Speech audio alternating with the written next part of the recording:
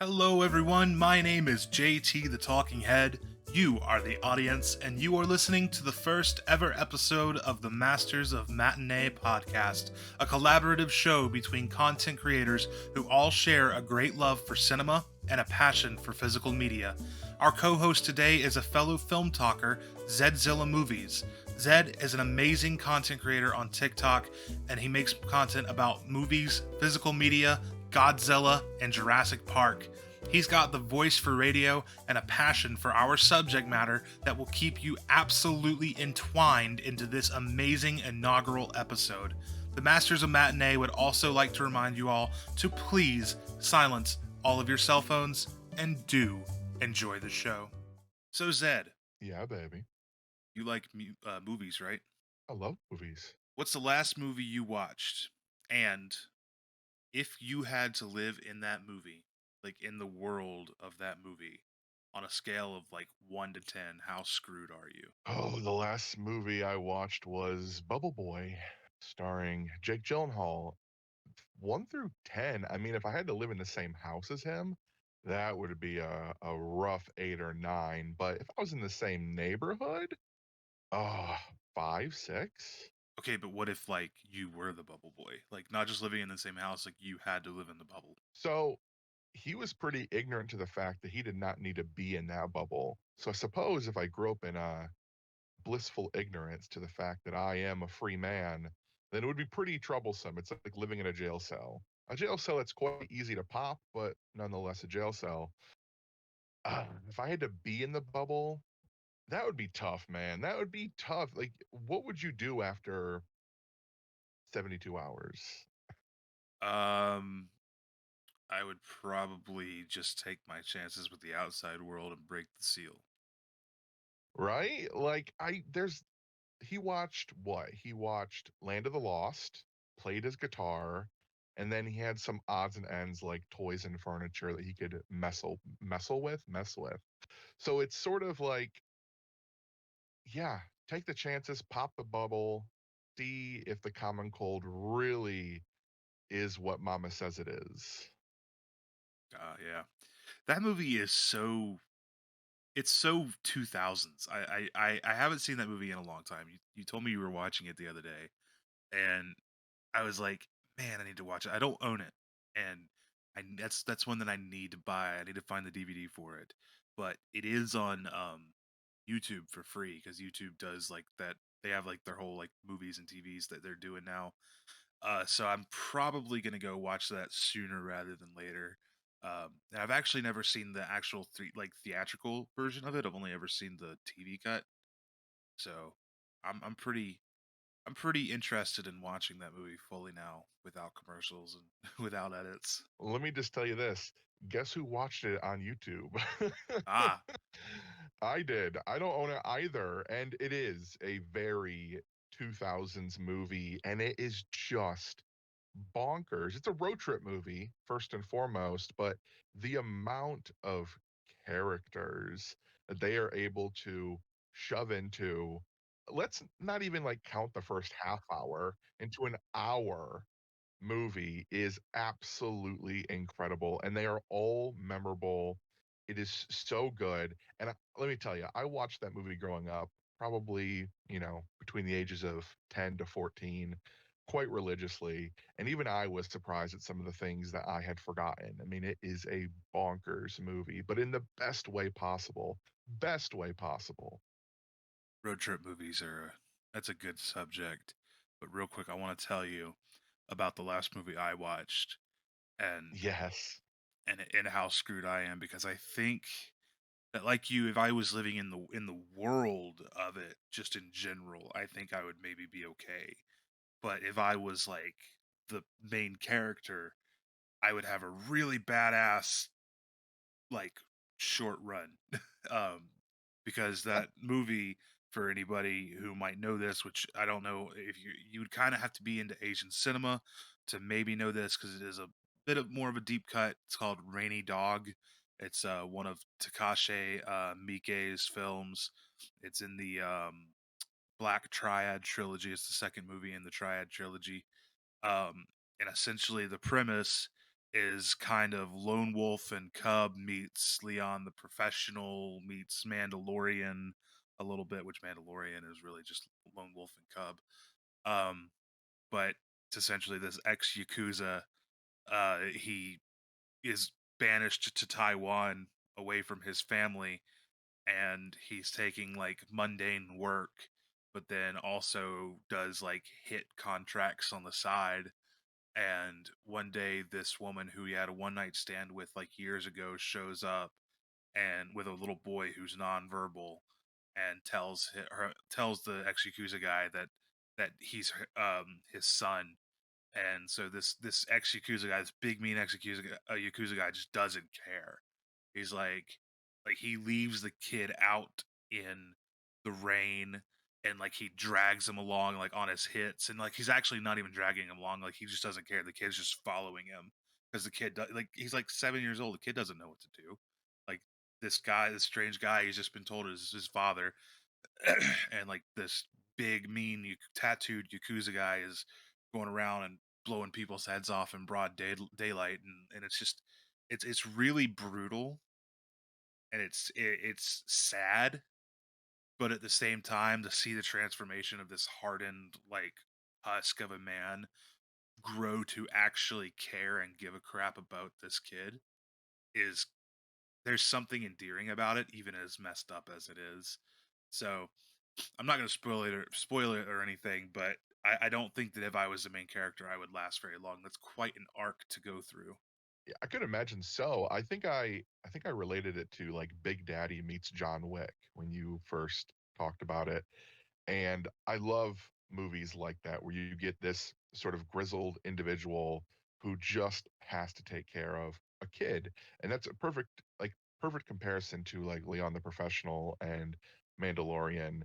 I wish I would have made those comparisons in the past. It sounds like a great time. Do you own it on physical or did you watch it somewhere? I own it physically. Arrow Video. Do you know what Arrow Video is? I know you're not like huge into. Yeah. Okay. So Zed here, he collects movies, but he doesn't. He's not really the type of person to collect like boutique labels. He's more of a Goodwill scrounger, which is there's nothing wrong with building a collection at Goodwill. I do a lot of Goodwill finds myself, but Arrow is one of my favorite boutique labels, and they do a lot of cheesy '80s horror, as well as a lot of Asian cinema, and so they have that Black Triads trilogy. It's like a box set. It's like a 2 disc box set that I have from them because I just really like Takashi Miike, and I bought that. I'm quite happy with it. I like it a lot. That is cool. I Arrow Video is one of those that I feel like is not as approachable as Criterion is, especially online. Like I've seen more folks talk about Criterion than Arrow. Arrow, they release a lot more horror. Am I mistaken on that? Yeah. But the thing is, it's really which niche do you want to collect for? Because Yeah. Criterion, they're great, but they release a lot of art house and a lot of foreign. So Mm. Arrow, they have a line called Arrow Academy that is, or they I think they had it. I think they actually closed it out now because it was kind of meant to compete with Criterion, but it just couldn't.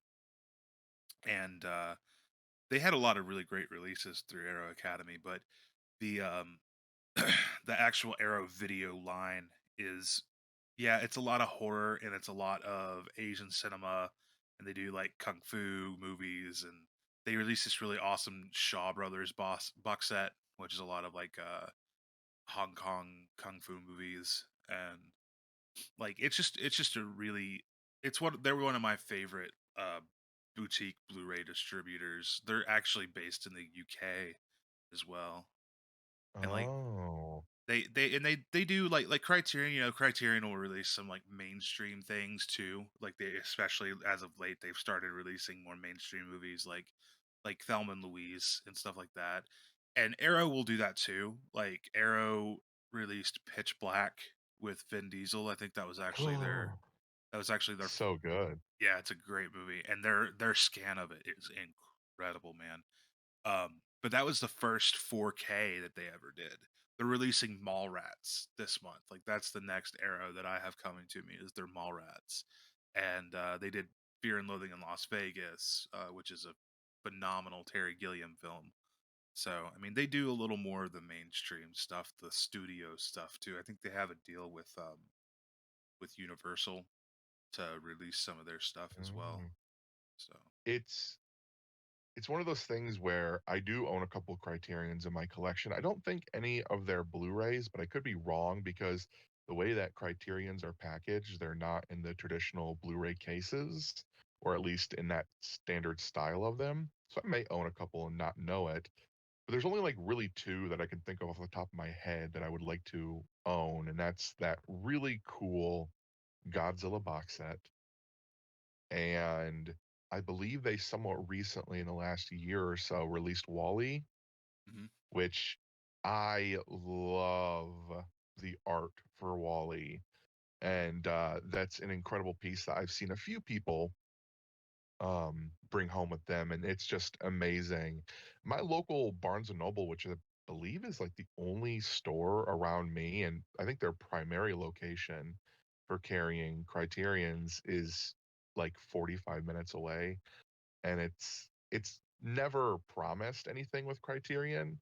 And it's also like location based from what I've seen other people talk about. Like some folks just have to go a town or two over, because their town just doesn't carry anything of great interest for that individual.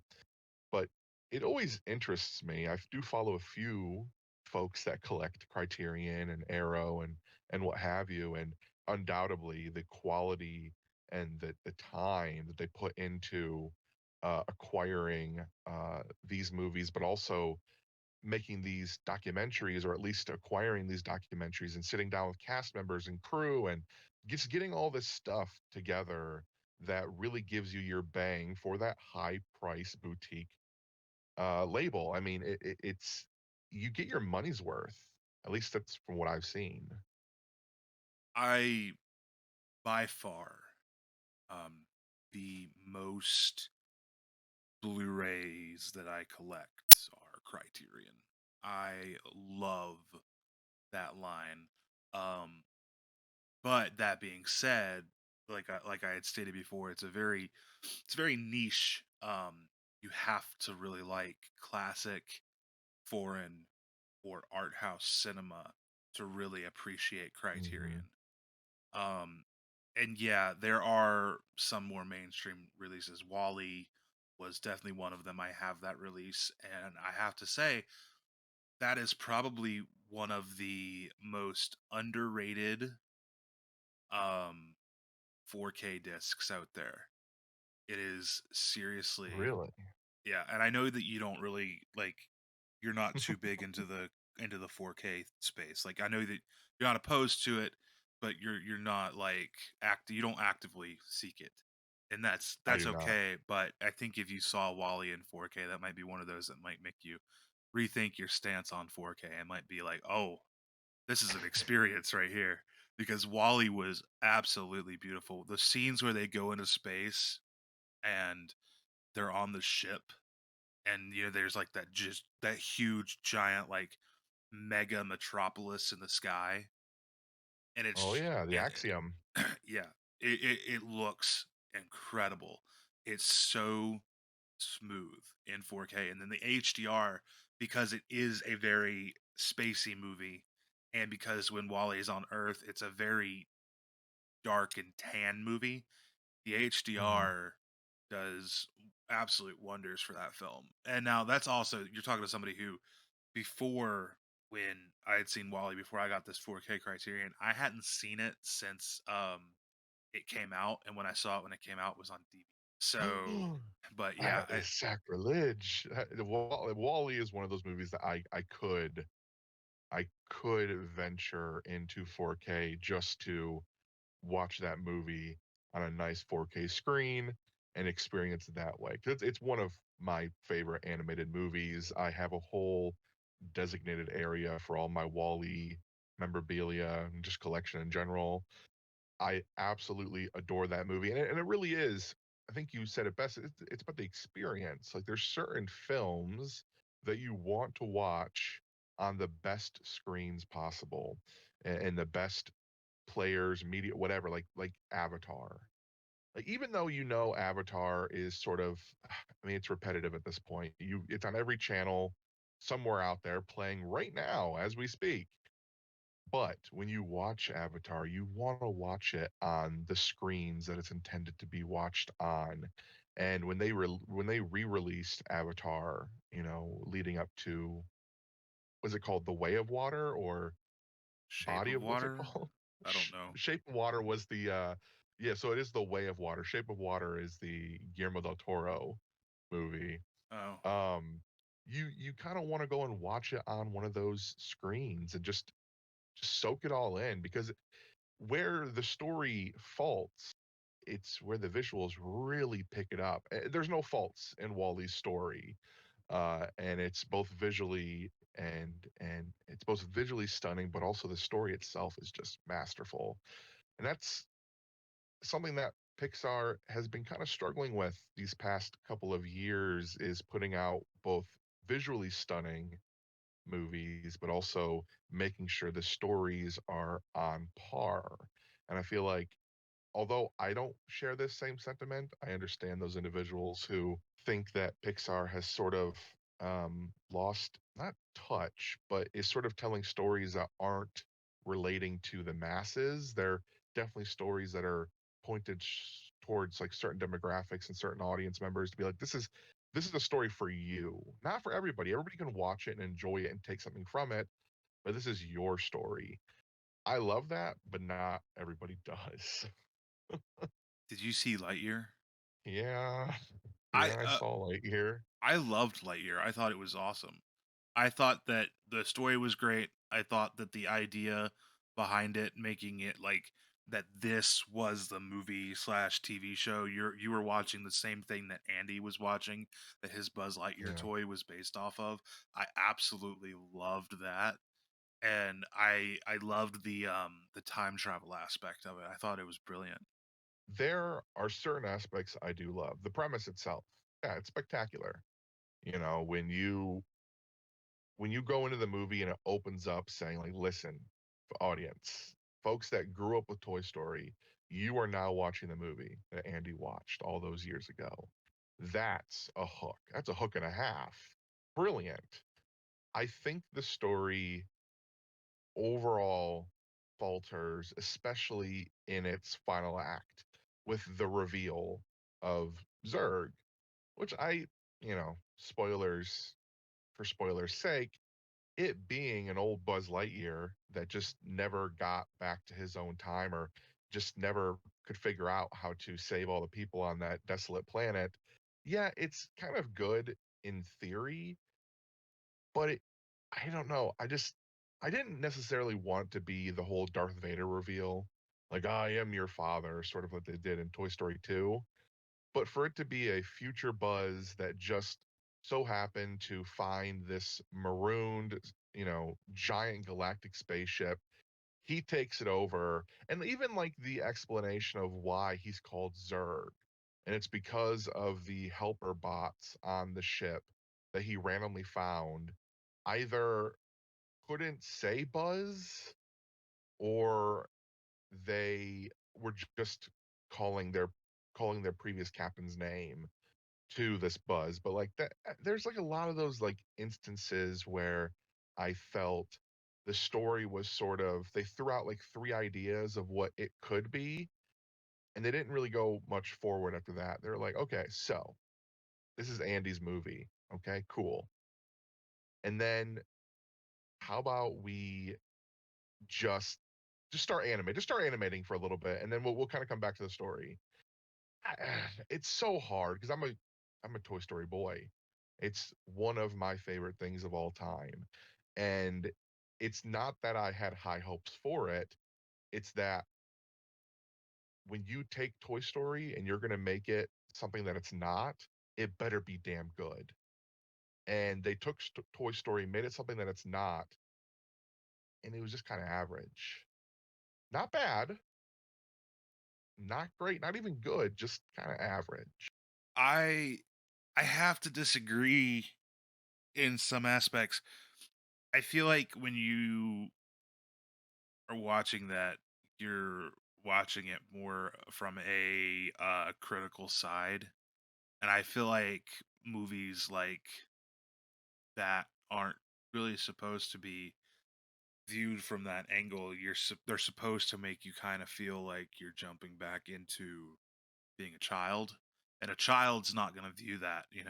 A child is going to see that Zurg uh was old Buzz the whole time, and they're going to be mind blown, just like they were in the 70s, in the late 70s, when it came out that Vader was Luke's father. And you know what? When I watch that movie, just like when I watch any Pixar movie or any Disney animated movie, I really try my hardest to leave my reservations and my critical thinking mind at the door.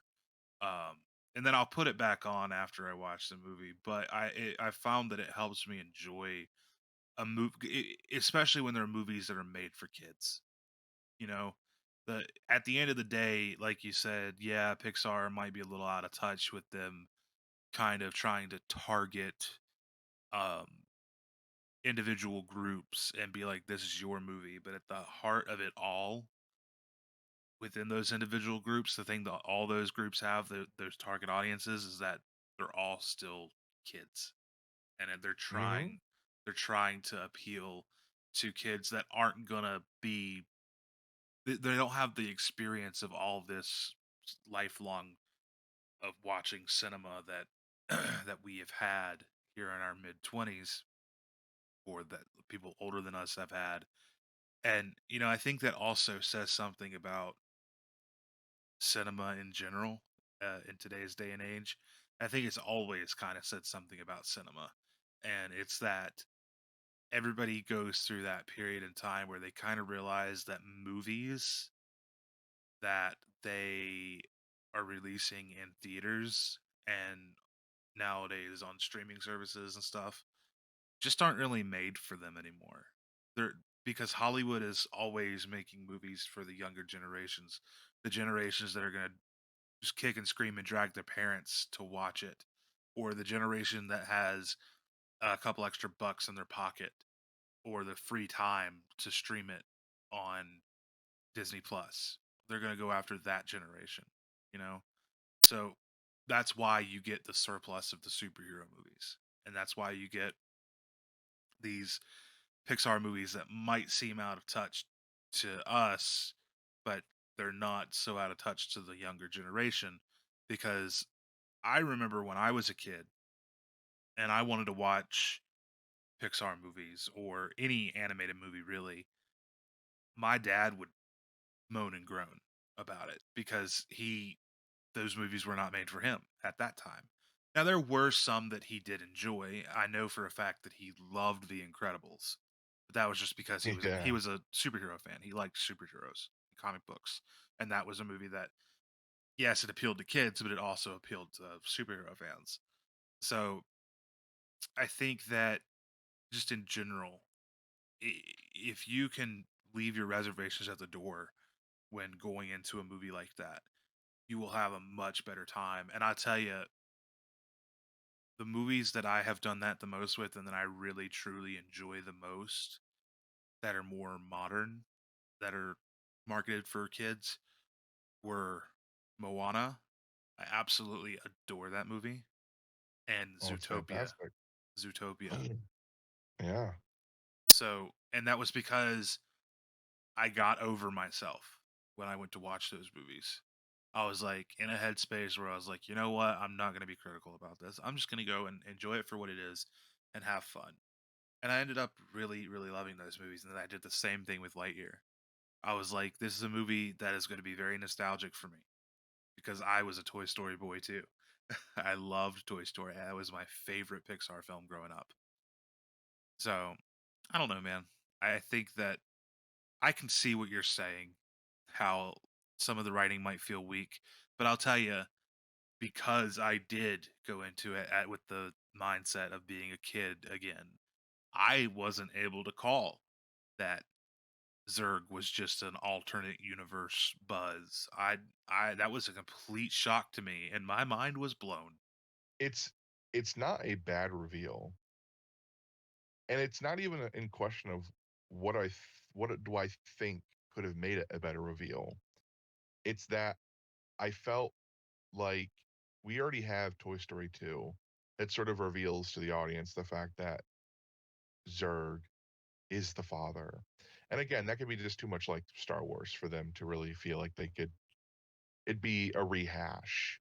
And that's fine in general. And again, I do want to reiterate that I didn't go into Lightyear wanting to dislike it. I don't dislike it.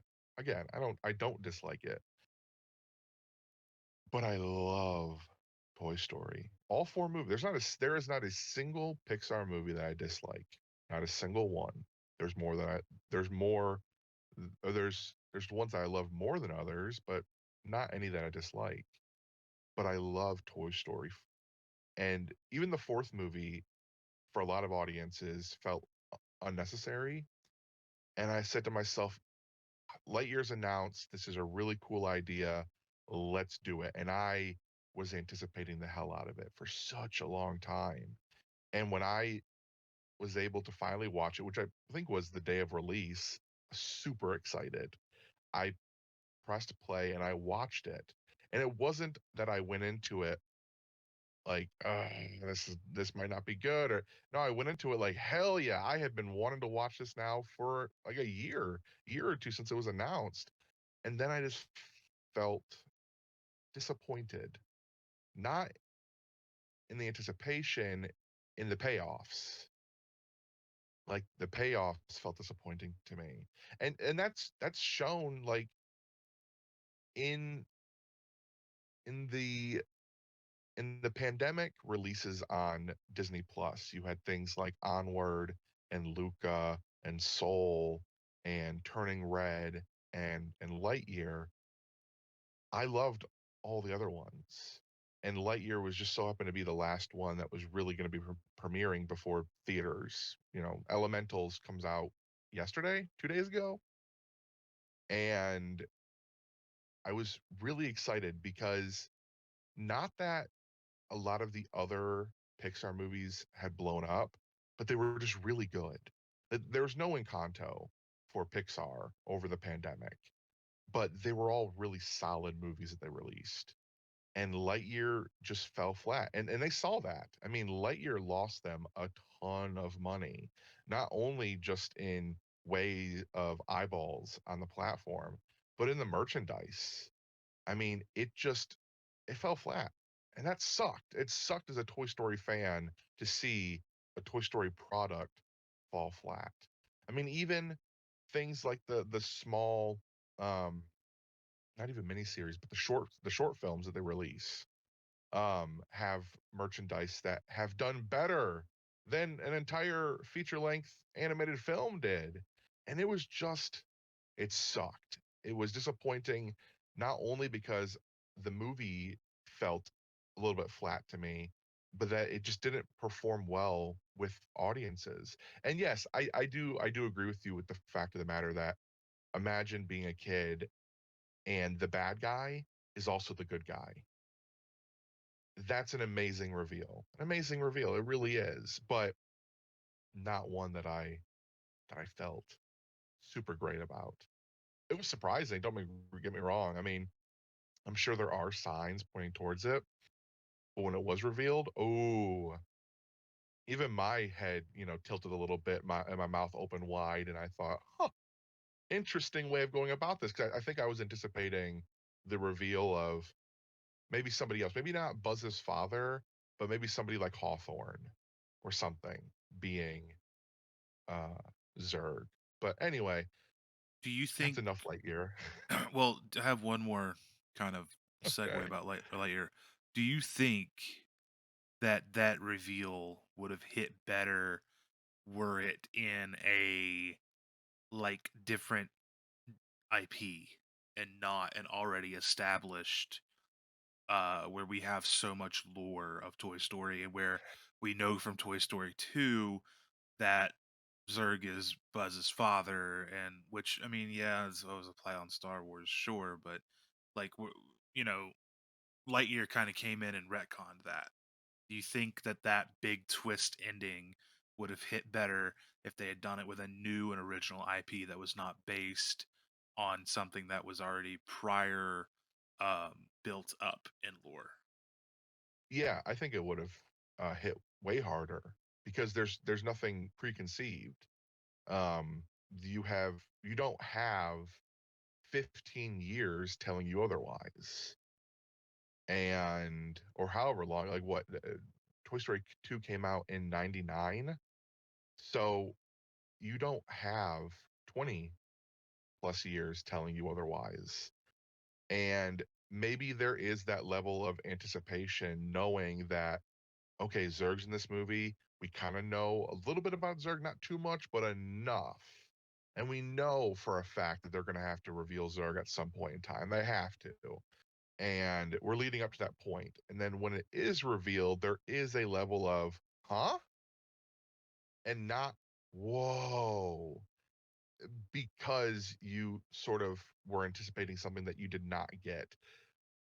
So maybe so. If it was an original IP like Star Wars was at the time, yeah, much bigger reveal. So you saw all the pandemic Pixar movies. I have not seen them all. I have only seen Yeah, Soul. Um, Luca, was Luca Pixar or was that Disney Animated it Studios? was it was Disney Pixar. Okay. And then obviously Lightyear. Those are the only three that I saw. I did not see Turning Okay. Red. That was another one where I kind of realized that, like, I saw it and I kind of realized, like, this is not a movie that's marketed to me. And it's not, it doesn't appeal to me. I'm not its target audience. And that's okay. So I didn't view it. And I'll do that periodically. There will be just movies that I just kind of look and be like, yeah, that's just not for me, dog. Like they're not trying to capture my attention with this film, and especially because I don't know the way that you'd said that they are targeting specific, like they're trying to say, hey, like this is a movie for you. I felt like with Pixar, the movie that was targeted toward me, toward my group of people, which is those with mental illness, which is Inside Out. I felt like that movie really flopped for me. That was one that everybody talks about, was so good, and I just didn't enjoy it. And I don't have any particular reason for not enjoying it either. I just it wasn't just didn't hit for me. You know, how did you feel about that one? I love Inside Out. And it's one of those things where I'm a big fan of watching movies that aren't for my demographic because I am introduced to stories that I wouldn't otherwise. Hey everyone, this is the point during the podcast where most shows would typically like to roll a sponsored ad, but seeing as we don't have any of those, we're just going to take a moment to shout out you, our awesome community listening to this episode. Whether you're listening on Google Podcasts, Spotify, or YouTube, and regardless of how you found us, whether you were just browsing the cinema podcast genre, or if you were a follower of ours on TikTok or YouTube, we appreciate you, we love you, and we just wanted to remind you that you can give us a follow on all of our social media platforms, which are always linked in either the description below or the profiles on our respective platforms, and to leave a like or a rating for the show on whatever platform you're listening on. Thanks, and now back to the show. So, Monsieur Zed, we've discussed today quite a few topics about, about kids' movies and stuff like that, and we've talked about movies, but I want to know your take on the thing that kind of brought us together, which is physical media and collecting DVD and Blu-ray and any other kind of physical media. Because when I say physical media, I do also encapsulate books, comic books, records, CDs, all that into it. It's all physical media. It's all a kind of a going the way of the dog, um, or seems like it, and then moving more into a collector's market for every bit of it. Um, we both are in the creative space on TikTok. We both are fairly into, I would say, fairly into collecting the physical media, collecting the movies. Um, do you know around how many movies you have in your collection? Enough is what my grandma tells me. I think we're probably if I had to give a low estimate, we're probably looking at 800, 900. At a high estimate, 1 to 1,000. It's kind of hard to sort of pull that. I mean, my movies are everywhere. They're not all in one place where I can give a guesstimate. They're kind of just spread out. I'm a very organized person, but that was because I used to work for a GameStop. So Yeah, before I worked for GameStop, I was kind of like just throw a movie on the shelf and wherever it lands, it lands. Um, sure. but I when I went to work for GameStop, I had to learn how to do straight alphabetical organization, and it stuck. Like it to the point to where nowadays, if something's not straight alphabetical organized, it really bothers me. Um, so I think that in my collection, on the low estimate, and I only scan Blu-rays into Blu-ray.com because I have the Blu-ray.com app that like helps you keep up and track your collection. Sure. I think I'm sitting at like 600, almost 600 maybe. And that's just Blu-ray. Now DVD, I actually have more DVD, or I have more shelves full of DVD than that. So I would Mhm. say probably around 600 DVD, and then I have probably a couple hundred VHS tapes as well. So I would put my collection probably right around the 1200 mark on the high end. On the low end, I'd put it around the 1,000 mark. Um, It's good collection sizes, huh? yeah, Comparing sizes here. I feel like sometimes I need to whittle it down a little bit.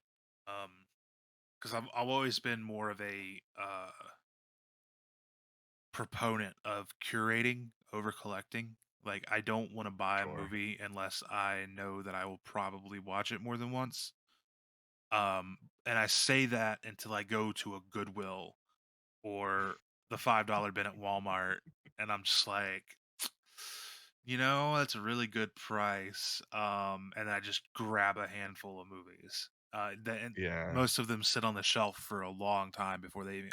I've been to Goodwill, or well, thrift stores probably 3 times in the last 3 months, and all the movies that I have bought from there, I have not watched once. Just they have just That's gone on the shelf. sacrilege. They've just gone on the shelf. It's But sort of like trick or treat. It's like showing up to a Goodwill is like trick or treat, just throw stuff into a bag and go. I mean, it's what I love about Goodwill is you never know, or any thrift store, you never know what you're gonna find. You can go in there and somebody very well could donate their entire 4K collection.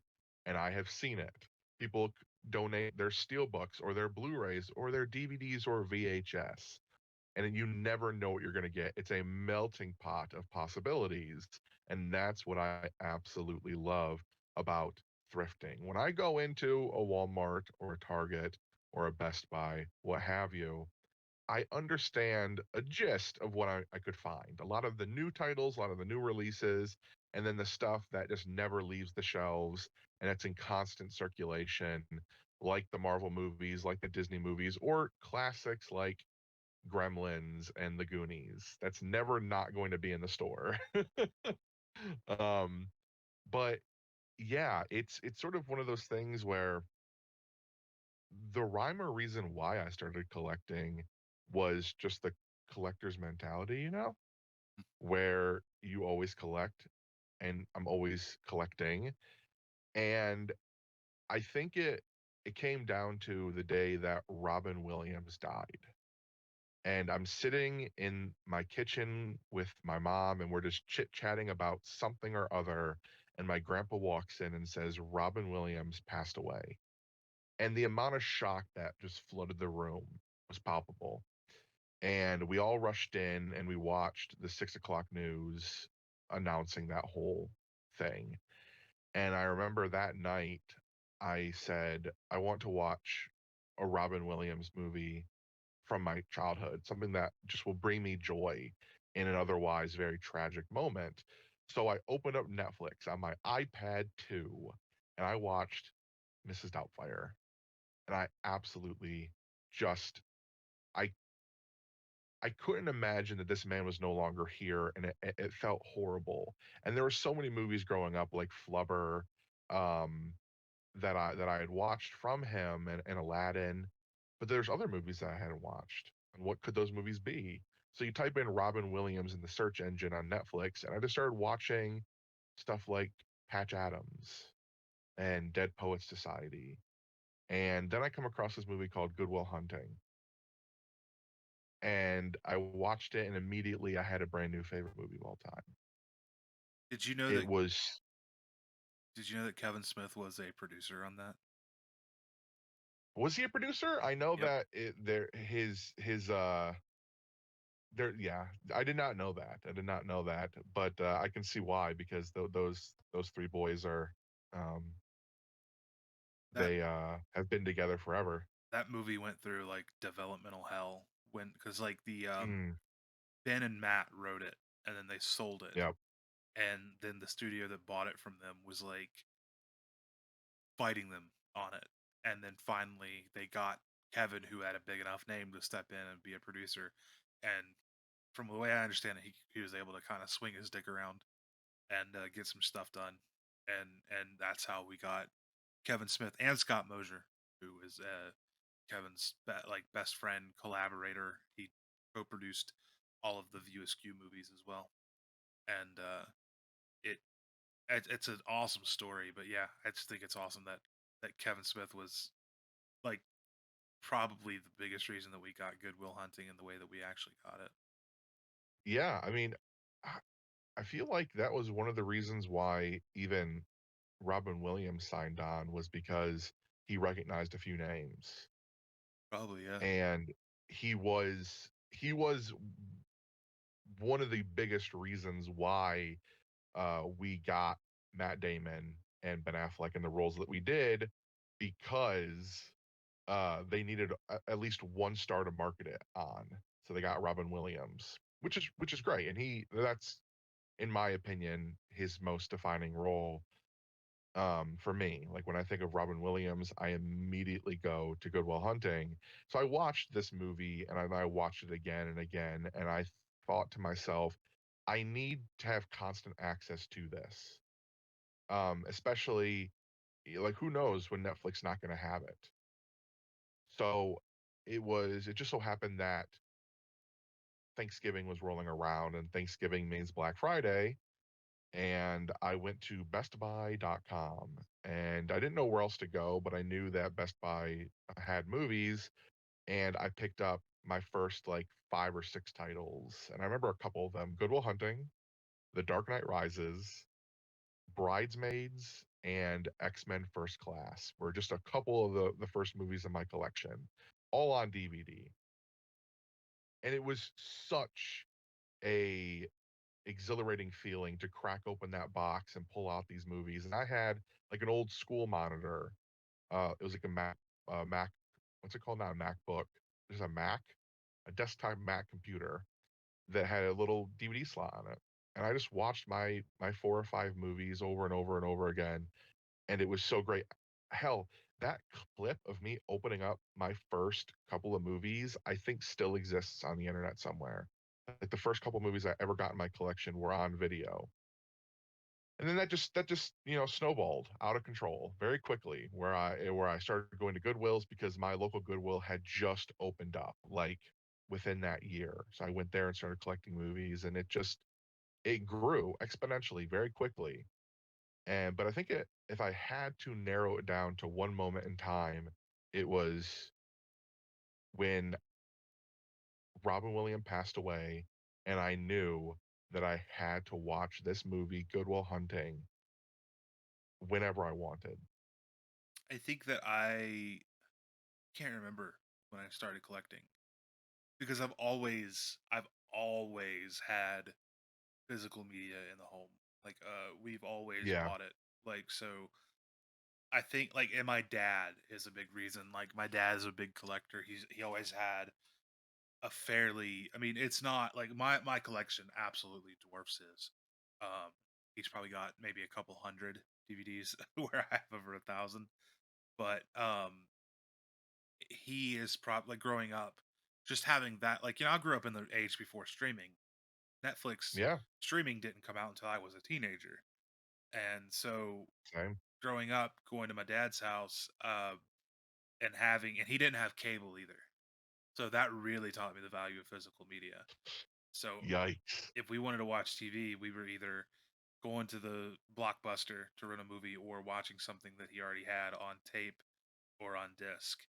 And he had pretty for the time a pretty large library of movies to choose from, and a lot of those movies are that I would watch with him are the reason that I think that I love cinema so much nowadays. And so I've always kind of just been around physical media. I remember getting what is it called? Vampire's Curse, Scooby Doo and the Vampire's Curse, the one where they go to Australia. The witch's curse? No, Witch's Curse is the one with the hex girls, right? Yes. Okay, Vampires something is they go to Australia and there's like a music festival going on. This was like early 2000s. It was after Cyber Chase for sure. Legend of the Vampire, Oh, okay. 2003. Okay. So, Legend of the Vampire 2003, that comes out. I see it in theaters. I love it. And for my birthday, what do I ask for? I want Scooby Doo Legend of the Vampire on DVD. So Hell yeah. I was asking for movies and stuff back when I was a child. So I don't know. I've always kind of had that love of physical media. And I think too, like you said that you have all these and stuff, these movies and stuff.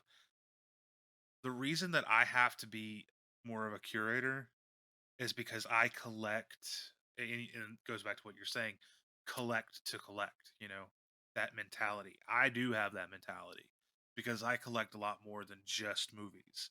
Movies are my biggest collection, but I also collect video games and I collect vinyl and I collect professional wrestling action figures. I used to collect Funko Pops when I worked at GameStop, but I put a stop to that when I left because that is a really hard that's a really hard on the wallet thing because there's just so many of them. You'll never be able to catch up. Um, No.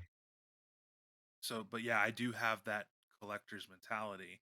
So because I have that collector's mentality with so many things, I have to make those things that I collect a curator's mentality and really just Sure. collect the things that I know that I must have. Another thing It that I wanted to ask you is how are the prices on movies at Goodwills in your area?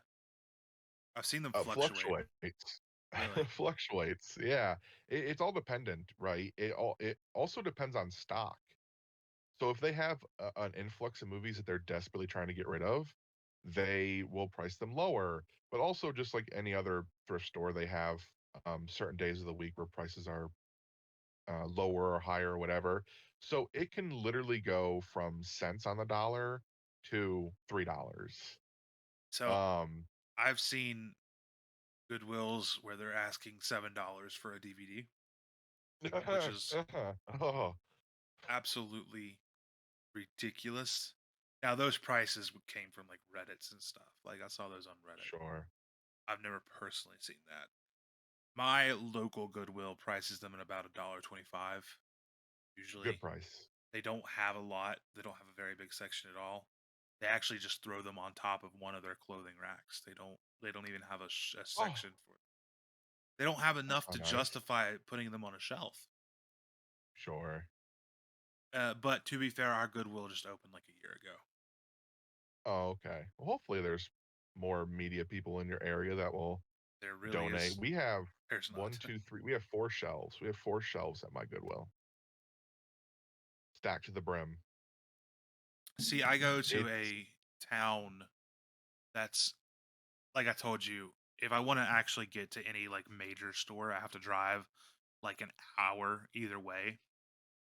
And one way that I have to drive an hour to, which has like all of like our Best Buy and our Target and our Barnes and Noble and stuff like that, it's a college town, and it's got that college has a film program, and so the oh, thrift stores around there are a lot of the time they have some pretty good finds. Unfortunately, never anything with like Criterion. I've never found a Criterion in a thrift store. really? Never. If I did, Oh, wow. the closest thing that I have found to a Criterion is, and I bought it. We do have a local record store in my actual town. Like I don't have to drive an hour for it, and they have started carrying boutique labels. Like they've started carrying Arrow and Scream Factory and stuff like that. But I was looking on their used shelves, and they had used copies of um the Royal Tenenbaums and a used copy of Chasing Amy on Criterion. Okay. And I bought both of those, and they were only like $3 a piece. And I was like, I own the Blu-rays of both of these. Well, actually, I don't own the Blu-ray of Chasing Amy because I had already owned the Criterion DVD of Chasing Amy. Criterion does not have a Blu-ray of that movie, um, and the DVD is out of print, which is why I was like, I'm picking this disc up because if I ever break my current disc, it might be hard to replace it being out of print. And I was like, $3 for this, yes.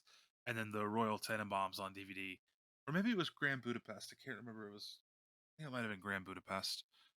It was one of the Wes Anderson movies, and it was a great find. And it was like the DVD of that is like in like a little box set and stuff, and it's got like Oh, great artwork and everything on it. And I was like, I'm just gonna get this to put it on the shelf next to Blu-ray because it looks really cool.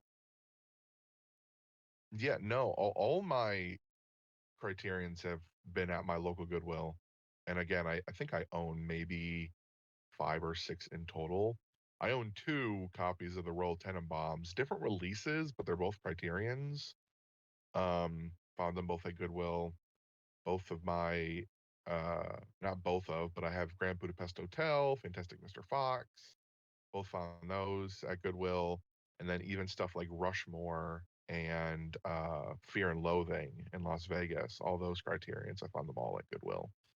And again, that's just just year. I mean, 5 or 6 movies over like a 4 or 5 year period or whatever.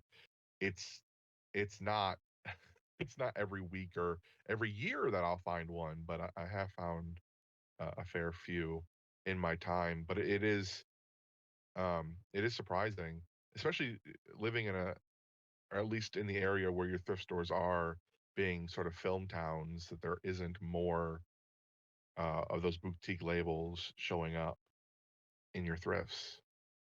Yeah, I mean, I think that probably the biggest reason is that when a film school kid, but like it's not like an actual film school, it's a film, they have a film program there. Okay. But I think that the biggest thing is like when a film kid buys a movie, they probably keep it. Sure. Sure. Yeah. So, That is true. but I have found, and especially like if like their course is like you need to buy this Criterion version or whatever so you can view the director's commentary and study that and stuff like that. Like if I paid $40 for something, I'm not donating it to Goodwill. No, sir. No, no, absolutely not. And yeah, it's gonna be, if I don't want to watch that movie again, it's gonna become a coaster. I'm repurposing it. I'll just sell it on Facebook Marketplace or something for $20. Like I've never sold anything online before. Can you believe that? Like I've never sold on eBay or Facebook or Macari, nothing. I've not Never either. resold before. Yeah, I've not either. I have some stuff that I want to sell. I have some action figures and stuff that I've been holding on to that are worth quite a bit of money, and I just need to kind of learn the eBay system to go ahead and get them out and sell them. But I've never sold anything online before either, and I've actually never bought any. I bought off eBay before when I was young, but I never bought any like thing off of Facebook Marketplace or anything like that.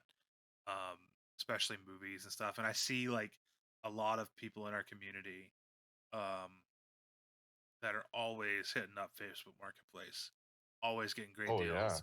And I'm like, I don't know if it's just people around me are like they just don't understand that the price of movies are not as much as they think they are, because they'll have like a box of like 30 DVDs and they'll be like, I want $150 for this.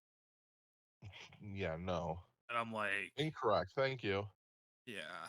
And it's like all stuff that like you can tell they probably got at the Walmart bin, $5 Walmart bin. Like Yeah. it's DVD, it's never anything good. It's always like super common studio movies that are always like all over the Walmart. Dude, I saw somebody on there the other day and it was a great deal. And I almost got it, but then when I like looked at it more, I was like, this is stolen merchandise. Homie had like all of the Marvel Cinematic Universe movies on Blu-ray, still sealed, and he only wanted like $80 for them. And I was looking at the picture, and I zoomed in, and I noticed they were all still sealed and stuff. I was like, this man's went and swiped that shit from a Walmart. I'm like, Hell yeah. I'm like, I ain't buying that. No, senor. No way, Jose. That's a Uh-uh. good deal. You're good That's to a slide me that link. I'll talk to him real quick. be like, do you ship do you ship stolen goods? Please. Yeah, like, yeah, that's a good damn good deal right there. $80. Come That's on now. today that Facebook Marketplace turned into the Facebook Black Marketplace. Ooh, see, that sounds nice. That sounds like something there is a black marketplace on Facebook. I have seen a lot of those similar things that you're talking about. Like I use eBay and I use Macari often, but I don't use Facebook Marketplace. But every time I have just thought to myself, I'll search up a thing or two.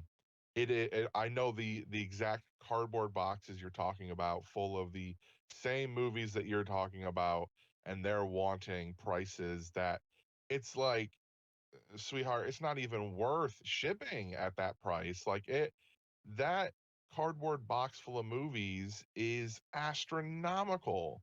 It's like you want me to pay for The Goonies and Gremlins and then just The Departed, and you want me to pay you $30 for those three movies? Really? Yeah. That's a no go. It's a On no. DVD, mind you. Like not even on the On Blu-ray. DVD, sure. Like Yeah, I'm and not saying anything's it's wrong with DVD, but like objectively they are worth less than a Blu-ray. sure. And it is quite ridiculous. I, though, venture a lot into eBay and not so much Macari this year, but for years and years, I um, shied away from it, from third party sellers or just like second market sellers or whatever they're called. And I finally broke down one day and said, you know what, this new thing called Macari is out. People are enjoying it. I'll try it out. And I had nothing but great results throughout my entire time on Macari. And then I slowly just sort of bought everything I needed from there, everything that I wanted. And it was kind of the same old, same old. So I thought to myself, I'll try out eBay.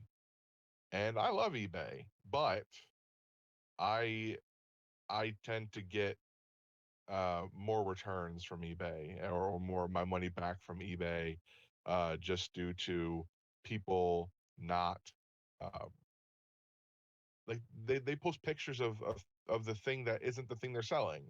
And I buy it and I receive something that I didn't buy. They're like, "Oh, well that's kind of crazy, right?" And I'm like, "It's kind of crazy. I want my $3 back now." And they're like, "Okay." Um or like scratched discs and whatever, which you can't help. And they can't help either. They could tell you that the merchandise is not in great condition, but it is what it is. But yeah, I have dabbled more into eBay over the past couple of years than I ever thought I would have prior. I was very much so thrill of the hunt, go to my local thrift stores, find what I find, and never the kind of guy of seeking out what I wanted. Um, but that has sort of changed, especially with my new fascination with like box sets.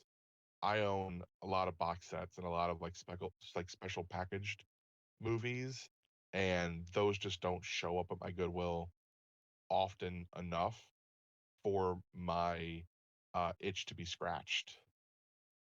Speaking of like box sets and stuff, I have one more question on the Goodwill thrifting side, and then I'm gonna segue into our TikToks.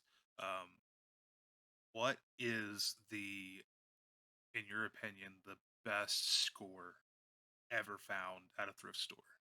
I found Harry Potter 1 through 8 Ooh, on Blu-ray ooh, box set ooh! from the UK Calm down, buddy. for $3. Making my nipples hard.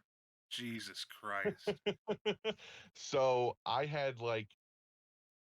basically a mishmashed collection of different DVD releases for Harry Potter. And it was just some were full screen, some were widescreen, just a mishmashed selection of different Harry Potters. And then I just walked into Goodwill and it was just sitting there on one of those like rolly shelves that just kind of sit in the middle of aisles sometimes.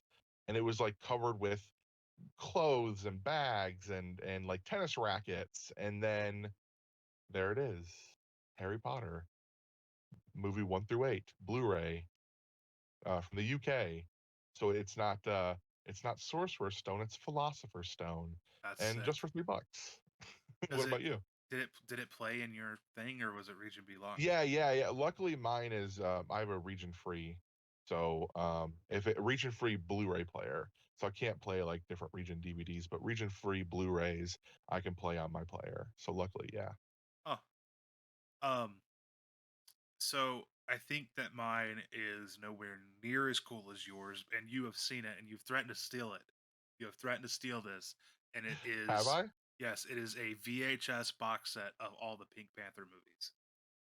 Oh yes. Oh, it's so fantastic too. I love that set of yours. It is beautiful. I need to clean it because it's got one of the tapes, a couple of the tapes have got a little bit of mold on them. They have been Oh, kept in some rank conditions for a while. So I need to actually go and look at do you watch Matt McCarthy on TikTok? He's the guy that does like the pick a tape thing. He's got like a bunch of like blank VHS tapes like pre-recorded that people like oh yes, yeah, they yes, record off yes, TV. yes. People will pick a tape number and he'll go and go over it and stuff. And his catchphrase is "No mold, let's get into it." He has a video pinned to his profile that if you do find a tape with mold, it teaches you how to properly take like disassemble the tape and properly clean it. So I need to follow that Oh, that's video cool. and clean these Pink Panther tapes. But yeah, that to me is probably my favorite pickup at a thrift store, and that wasn't actually too long ago. Um, I think How it's much? I think tapes were 25 cents a piece.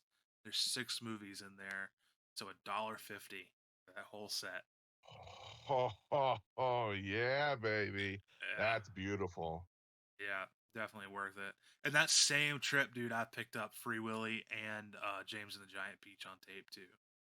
Like Oh that was a my God, that was day. a good It was day. a good day for VHS hunting, man. Like that's the thing too around here, our thrift stores, not so much my Goodwill, but the one that I went to that was in that town that college town I was telling you about earlier. They are really good for tapes. At one point, the Goodwill over there had an entire wall of just VHS tapes, and that right there alone is how I built my collection. And I remember the biggest haul I ever had. I was up in a town. It's about 6 hours north of me. It's called Wheeling, West Virginia, and I was visiting my cousin up there. And there's a amazing thrift store they have up there, and they had a room dedicated to physical media. And their VHS tapes were on sale for a dime a piece. A dime, dude. I went in there with $5 and I bought as many as I could carry. I That is amazing. I went home. This is a few years ago, but that right there is how I pretty much built my VHS collection. I had already had a lot before then, but that right there, I mean, I probably got over 50 movies right there. That was the biggest haul ever. What's the biggest haul you've ever gotten from a thrift store? That is a very good question that I could guesstimate. Probably 40 odd something, maybe. Maybe sometimes 50, but it just depends. Like we don't carry, at least to those stores that I go to, they don't carry any VHS anymore. It's been a number of years since they've accepted VHS in general. That's Um, just disappointing. yeah, I mean, the last store that did it in my area was a Salvation Army, and I just went back there recently after probably 4 or 5 years, and they stopped carrying them in general. But yeah, I think a good guesstimate is at least 40 is probably my biggest haul. At least 40. You hit up Big Lots and stuff for a lot too, right? Yeah, yeah. I actually have a video I need to record after this. That's a That's big lots haul. that's would you say that that's one of your tips for like people that are trying to collect is to hit up a Big Lots if they have one?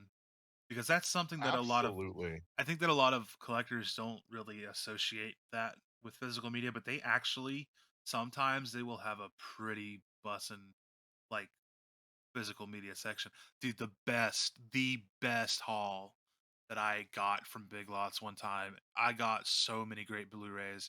I got a couple like Asian cinema like Blu-rays like Takashi Miike that I was telling you about. He made this movie called First Love. And I found Mm. that at a Big Lots for like $3 on Blu-ray.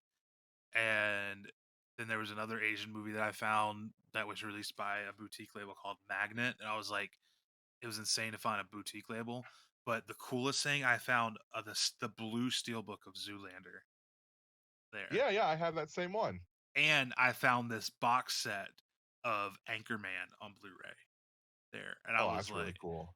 yeah, dude, like Big Lots collectors. If you guys have a Big Lots and you're not hitting it up, you need to hit it up at least like once a month, whenever they might change their inventory up. Hit up that Big Lots, man. Well, let me give you a taste of some of the things I found at my big lots.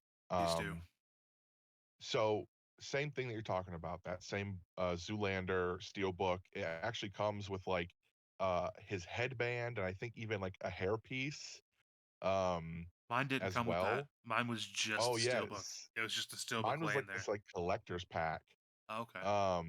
with like a bunch of like other random goodies. I have found Serenity on Steelbook. I have found Despicable Me on Steelbook. I have found MASH on Steelbook. I have found a lot of stuff on Steelbook there. Mission Impossible movies on Steelbook, but also like special packaging. I found Teenage Mutant Ninja Turtles either Out of the Shadows or the first movie, and the case is a turtle shell pack. I found the Lego Batman movie box set, but it's actually it's like a Walmart exclusive, but it's a lunch bag, and then the movies inside. Stuff like Star Trek: The Motion Picture movies 1 through like 5, like box set there. Same with like I found like a digipack for Star Trek Into Darkness there. I mean, they have a lot of movies, but the thing is just like a lot of stores, they're slimming down their media just because it doesn't sell as well anymore. But when they do get good stuff in, it's really good stuff. I mean, there is so much that I have seen on YouTube or on TikTok over the years, and I've gone to check my store and they haven't had it. But then in turn, they have stuff that other stores I've seen online don't. So it's really a mixed bag, but I highly recommend stores like Big Lots because incredible stuff, stuff that I think my most recent box set, which is yeah, it's going to be in my newest video, is a Blumhouse box set with like 7 or 8 Blumhouse movies, and I found that my last time there like a week and a half ago. That is incredible. Yeah, Big Lots. Now, Big Lots does come with a caveat, though, and I would say it would be to keep your receipt because I have seen online some discourse of people being pretty pissed because they'll get home and they'll open their movie and there's no disc. Um, I've never had that. I I've haven't had with personally had it either, but I have seen it online. I've had with the DVDs sometimes that they will be scratched. Never the Blu-rays. Never the Blu-rays are just hard to scratch in general. If you find a scratched Blu-ray, that person really intended to scratch that thing. Yeah. Um, but sometimes, like I found years ago, I found Big Hero 6 on DVD at Big Lots, and when I got home, it was scratched, and it was the kind of scratch that did affect playback, but only at like one point in the movie. Other than that, I've never I've never gone home without a disc. Also, if you pick up enough movies in your lifetime, even if they're factory sealed, you can feel the disc inside. There's a certain weight to it. Yeah. There's a certain feel. You can kind of feel the disc rocking in there. So I've never gone home with an empty case before from Big Lots. I have from Goodwill because I'm a dummy. Sometimes Oh I'll yeah. just be too Always. excited and Yeah. I'll come home and yeah, it's Always that check what's those it's the cases. one case that you don't check. I religiously check, especially at thrift stores, because kids. I collect a lot of children's titles. I'm a big Disney collector. It's a large chunk of my collection is Disney movies, and children's titles are notorious, infamous for having hockey pucks. They are just destroyed. But it just so happens those times where I'm like, you know what? I have 12 movies here and seven of them are in great condition. I'm gonna stop checking right now. And then you come home with an empty case.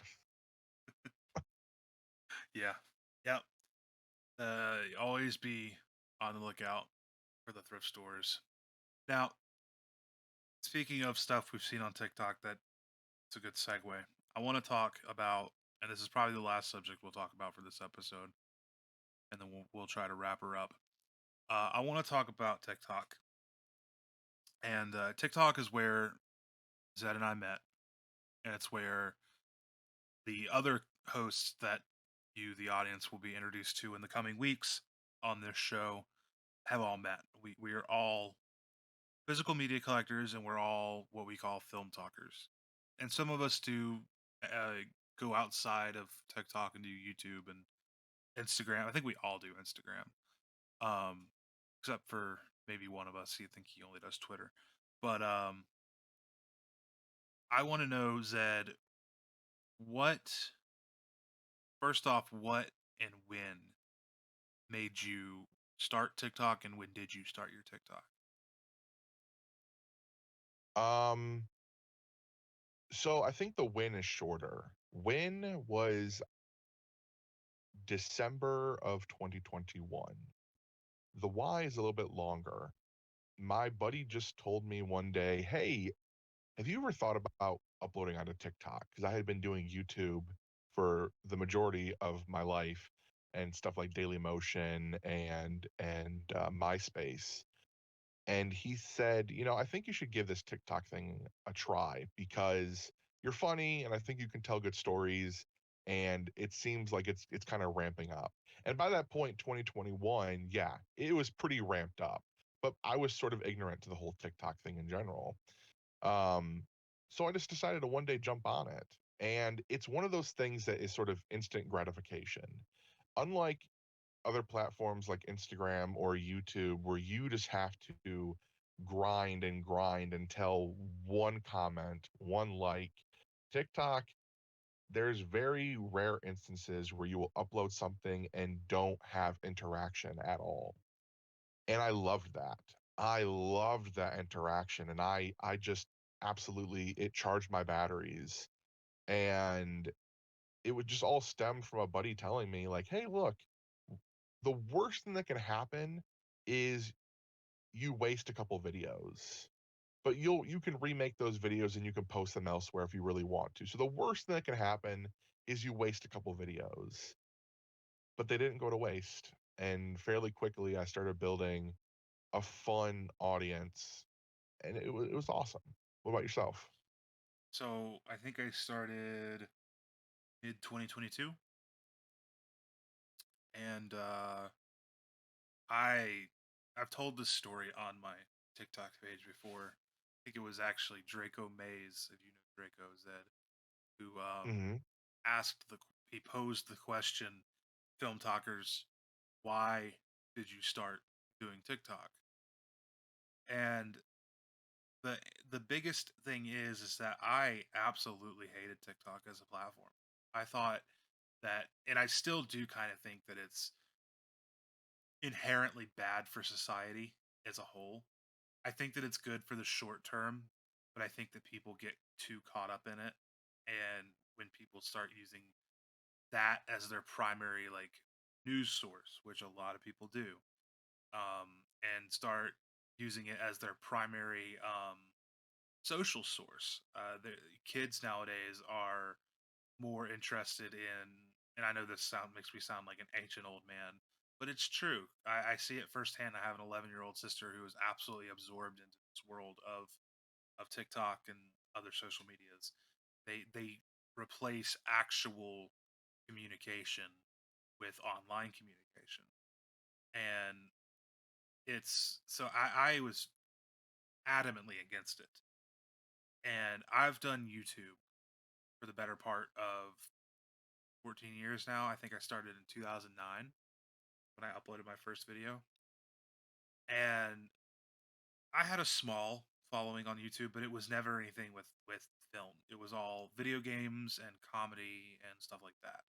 I think I had like 2,000 subscribers, so very small. My videos garnered 300 some views a video and a couple likes, like nothing big. And in 2015, I decided to make my own movie. I set out to write a script called Twisted Figment, which was a horror film about a girl who gets possessed by a demon and kills people. That's the short of it. It's a lot deeper than that, but that's the short of it. And that kind of fell apart. And I made a couple other short films. And then I started working on a web series with a director who had actually had some actual like Hollywood gravitas uh, to him. He'd had real roles. Like I think his most notable thing he was in. Did you ever see that movie, The Campaign, with Will Ferrell and Zach Oh Galifianakis? yeah, yeah. So so he was like the biggest like fan of Zach Galifianakis's character. Um, Oh no and way. yeah, he's from my hometown, and Oh, so that's cool. he came back here to make this show called Small Town America, and he I got connected with him, and I ended up becoming the assistant director on that show. And I did a season with him, and then we kind of just lost touch. I think he did another like a Christmas special that I wasn't involved in, and then he moved on, jumped projects to something else, and I didn't follow him. And then I got a regular job, and at this point, I was doing a regular job. Had my girlfriend, who's now my wife. Um, I wasn't doing anything for YouTube, and then one day, my wife, after constantly sending me TikTok videos on Facebook Messenger that admittedly I never watched, I always ignored them. I mean, she would send me like 50 a day because she is one of those people that's a prime example of somebody who is caught up way too much in social media. Um, and so she finally broke me down and convinced me to download the app. So I downloaded it and I would watch it every now and again. It usually just became like my toilet pal when I'm sitting on the toilet. Sure. And then one day I was outside walking my dog, and I decided to take a little quick video of her. That was my first ever TikTok. And the more I kind of got into TikTok, I was like just trying to find stuff that interested me on it. And I think that I did a search for uh, Blu-ray collecting, Blu-ray collection. And the first TikTok that popped up was one from Chris. overly honest movie reviews. Yeah. And I saw him doing his thing, and I really liked how he um, conveyed himself online. It was something that was quite interesting to see on TikTok because it wasn't some girl showing off her boobies or a dance or a lip sync or whatever. It wasn't something mindless. It was something that had actual thought put into it. And Chris is a like a critic, like an actual reviewer. So I mean, he runs a website and everything. So he really was able to put the thought process into making these videos on TikTok. So I followed him, and because I started watching him, more people started showing up in my FYP, like Movie Nerd 4, like movies with Leo, Nerdy Dustin, you, um, Hello. and then the more I watched, the more I got connected with you guys, and I started making my own videos. And now my first videos, if you go back on my page and look, my first videos are just unboxings. They do not have any talking, and I'm not in them. You see my hands. I'm only unboxing like box sets, special editions, and stuff. I just put music over it, and then eventually I got to the point to where I was like, I'm a 25-year-old at the time man. I'm married. I don't give a shit what anybody thinks of me because I've had a lot of problems with people on YouTube who would see me and they'd make fun of me and troll the shit out of me and stuff. And I like to think that I'm pretty good at ignoring that stuff, but it does, of course it hurts. It does bother me when somebody picks on me like that. But Sure. but I got to the point I was like, I'm too old for this shit, and the only person that I care what they think of me is already sleeping next to me every night. Like I don't have to impress her, you know. I just have to make her proud. And so Hmm. I was like, screw it. So I started showing myself on camera, actually talking and and expressing my opinions. And in retrospect, that was the best thing that I ever could have done for my mental health because I'm about to break down some barriers here on the first episode of Masters of Matinee. I suffer with major depression and a major anxiety disorder. I am, in general, a very antisocial person. Um, it even surprised me that I was able to bring up the gumption to reach out to Zed and to the others that you, like I said before, you will slowly meet as their episodes appear on this channel. Um, to bring them all together because I am not the kind of person that reaches out. I'm willing to collaborate, but I don't start the collaboration usually. So I surprised the hell out of myself. And I think that even though, yeah, I think that TikTok is kind of mind numbing, it an overall net negative for our society.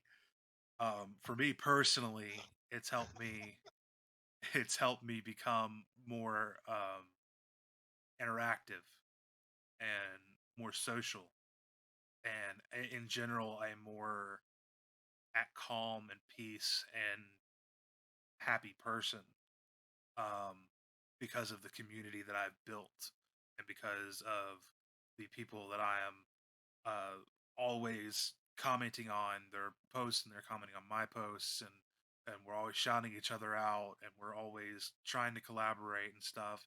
And my next step, I'm sitting at like 810 followers right now. I think I'm 190 away from being able to go live, and I really want to be able to go live on TikTok. I would love that. That's like the next step out of my comfort zone that I need to take, is to start going live, and so I'm looking forward to that and simultaneously scared to death of that. But Understandably, yeah. It that it can get scary.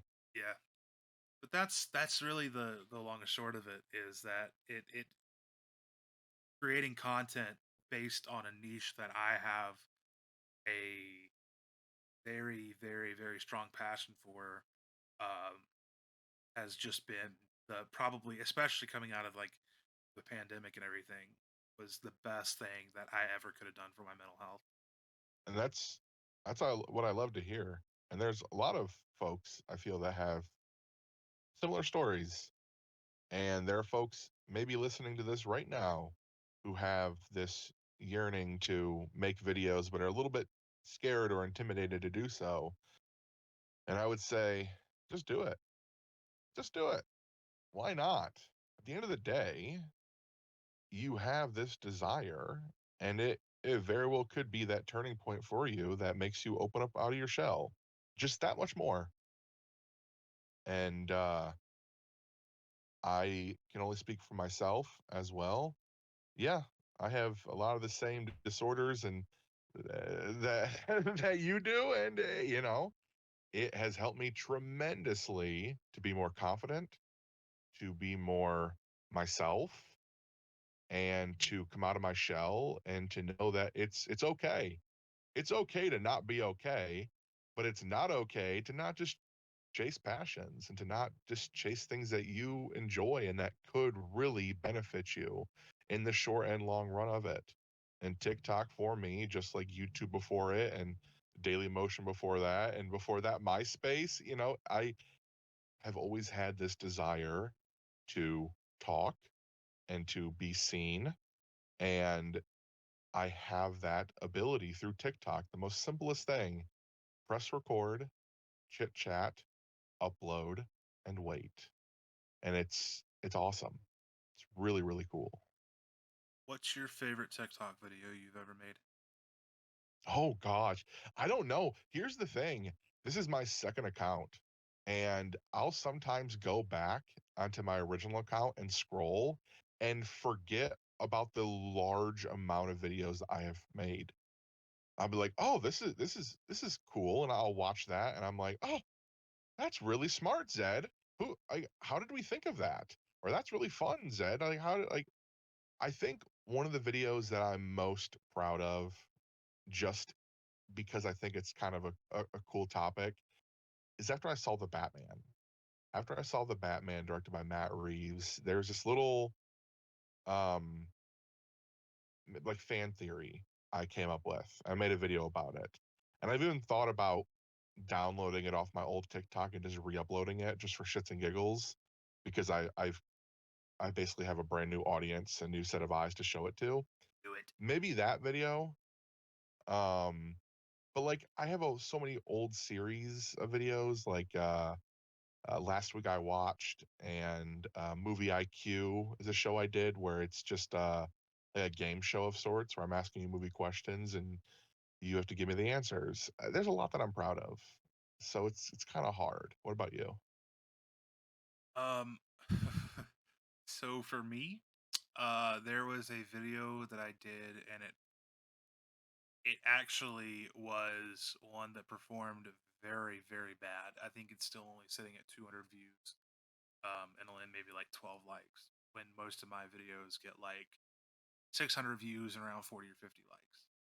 Um, it was one where I said it was a little sketch. It was when you're studying and your favorite song from a movie comes on, and I'm Mm, sitting there studying, and "She Caught the Katy" from the Blues Brothers starts coming on, and then I edit it.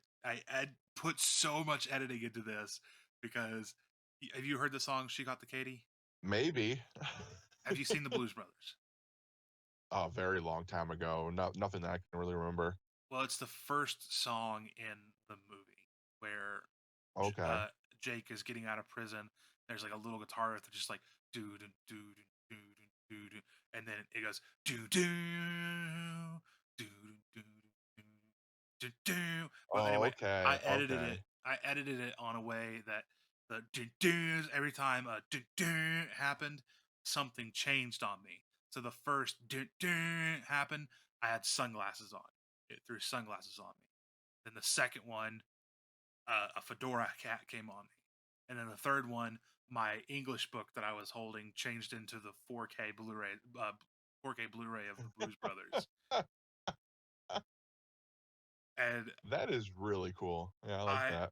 I put so much time into making that. Like, I mean, I put probably 4 or 5 hours into making that video. Now, most of my actual TikToks, if I'm just like bullshitting, take maybe an hour to make. This one took 3 or 4, maybe 5 hours to do because I had to line everything up perfectly, and like it didn't do good at all. It got buried. I was like, oh, and like that was at the time too where I wasn't big. I think I maybe had 300 followers. So I mean, maybe I should go and repost it. I don't know. Maybe, I love that. maybe. I love that video though. It's my favorite video I've ever made, just because I like the concept of it, and it's about a movie that I absolutely love. That's a good answer, and it's a video that I now want to see because yeah, I didn't see it either. I I'll send it wasn't to you. the one of those 200 people. I will. I will send it to you. Um, but all right, man. I think unless you had any other questions, comments, concerns, prayer requests, or I don't know. I think that might do it for our first episode, our first ever episode of Masters of Matinee. Hell yeah, no, I feel good about that. I'm content. Nice. All right. Thanks for listening, everybody. Bye. And there you have it, everyone. The first ever legendary episode of the Masters of Matinee podcast. We would like to sincerely thank everyone who has been listening along and would like to remind you to go ahead and follow Masters of Matinee on YouTube, Spotify, and Google Podcast. Special thanks to this week's co-host, Zedzilla.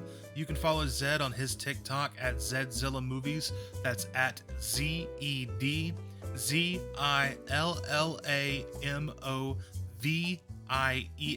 and his Instagram, Zedzilla Collects. Remember to also follow me on TikTok and YouTube at JT the Talking Head, and I'm also on Letterboxd doing written reviews. You can follow me there at JT Talking Head. That's at JT Talking Head. There is no the Talking Head in that name. Thank you all so very much for listening to this awesome collaborative effort. You will be seeing more content creators dropping in week after week to talk about the things we love, movies, and physical media. And as Zedzilla would say, we'll talk to you when we talk to you. Mic check, 1 2 1 2. Mic check, 1 2 1 2. Go ahead, Zed. Hey folks, I'm Zed, and welcome back to this week's episode of How to Kill Your Pet Dog. That's I might keep that just to splice in there somewhere. Jesus, Zed. Oh my God. That's the Whoops. most fucked up thing I've ever heard you say. Jesus. Whoops. If you want to know how to do it, stay tuned. Canceled immediately. Canceled.